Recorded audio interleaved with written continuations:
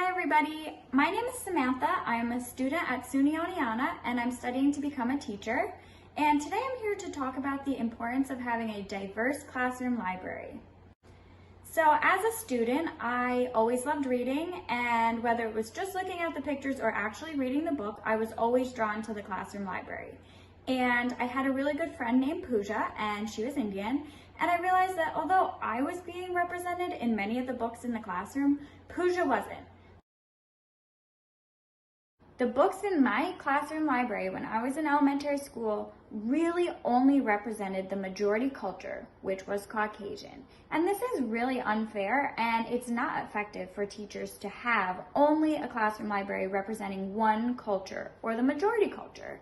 And according to Literacy Worldwide, students have to read. It's important, and it's important for them to read books that aren't only about themselves, but are about other people. Students have to read books that represent themselves, but also others in order for them to learn.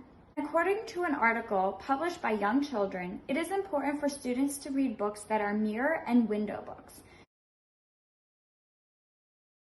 Mirror books allow children to see themselves.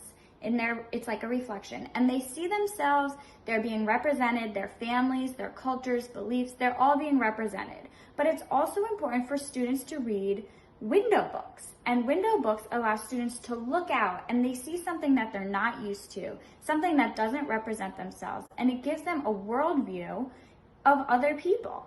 And it's really important for students to not only see themselves in the mirror books, but also see others in the window books, because it allows them to learn.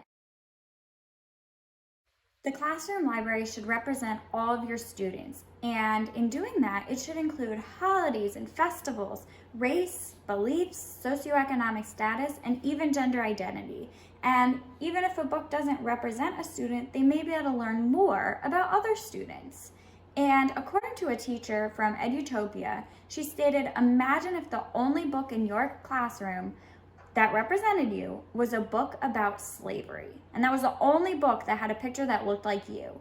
So when creating a diverse classroom library that represents everyone, it's important to use some positive events. Teachers should use books that empower students and educate them and make them feel good about themselves. So you may be wondering how you can incorporate diversity in your own classroom library, and it's really not that hard. The first thing you should do is go online and do some research and find some books that you think would fit into your classroom perfectly. And these books should be mirror and window books. So do some research and there's so many out there, so you can find things that you think will best fit into your classroom and be most interesting and at the proper grade level. The second thing you can do is ask your students what kind of books they want to read.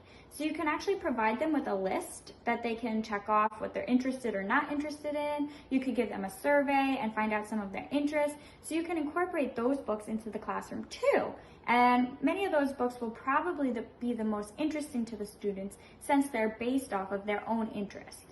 And the third thing you can do once you have your books is organize them in a manner that is really intriguing and interesting for the students.